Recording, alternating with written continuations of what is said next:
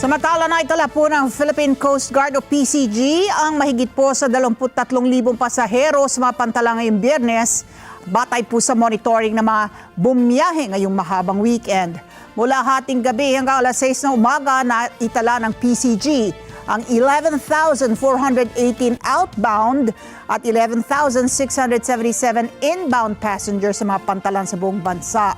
Mas mababa na ang bilang na ito sa naitala nitong Huwebes at may kabuang 183,517 outbound at 191,350 inbound travelers sa buong bansa. Patuloy po ang pagbabantay ng mga otoridad sa mga patalaan para tiyakin ang ligtas na biyahe ngayong mahabang bakasyon. Samantala, iniulat po ni Batangas Port Manager Aurora Mendoza ng Philippine Ports Authority o PPA na mas konti nga yung dumaang biyahero ngayong taon kumpara sa nakaraang taon.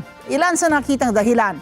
Ang mas mataas na pamasahe, bukod pa yung dagdag na gasto sa toll, sa krudo para sa kani-kanilang mga sasakyan, lalo na't may hinaharap na krisis sa produktong petrolyo.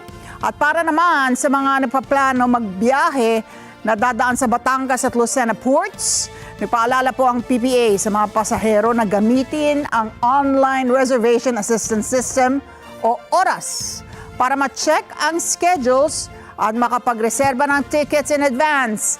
At sa pamamagitan nito ay magagarantiyahan ang kanilang ticket pagdating sa pantalan at hindi na nanganganib na mauwi sa pagiging chance passenger.